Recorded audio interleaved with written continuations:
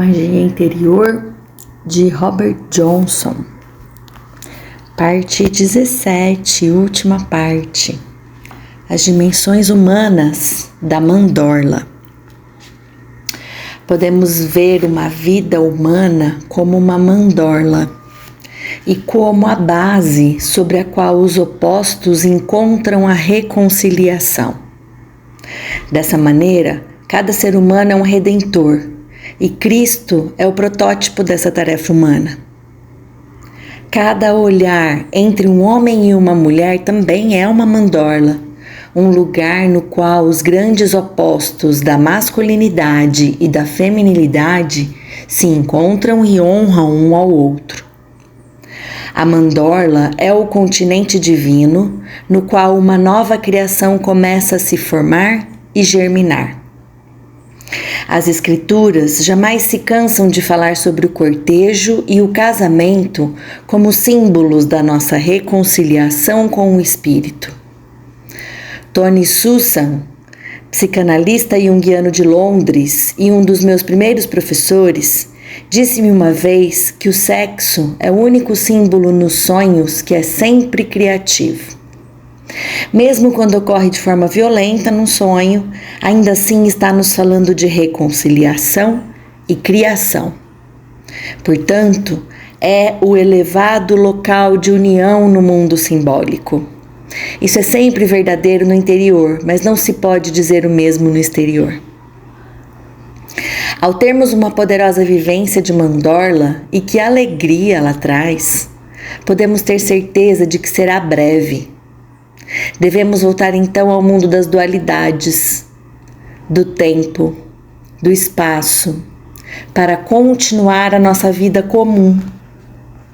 A sombra toda se cria novamente e uma nova vivência de transformação se torna necessária.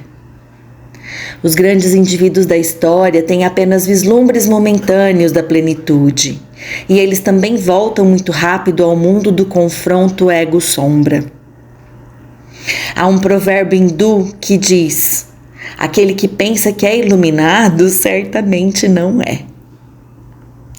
A nossa situação humana nos divide sempre novamente em oposição ego-sombra, não importa por onde comecemos. Provavelmente é por isso que Santo Agostinho disse: agir é pecar.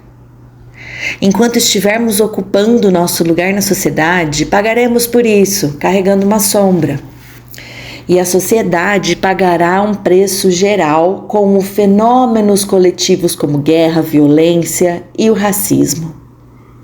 É por isso que a vida religiosa fala de outro reino, do céu e do milênio como a culminância da vida interior. A cultura e a religião possuem objetivos diferentes. Para equilibrar a nossa doutrinação cultural, precisamos fazer diariamente o nosso trabalho com a sombra. A primeira recompensa é que diminuímos a sombra que impomos aos outros. Contribuímos menos para as trevas gerais do mundo e não aumentamos a sombra coletiva que alimenta a guerra e as lutas. Mas o segundo resultado é que preparamos o caminho para a mandorla, essa sublime visão da beleza e plenitude que é o grande prêmio da consciência humana. Os antigos alquimistas entendiam esse processo.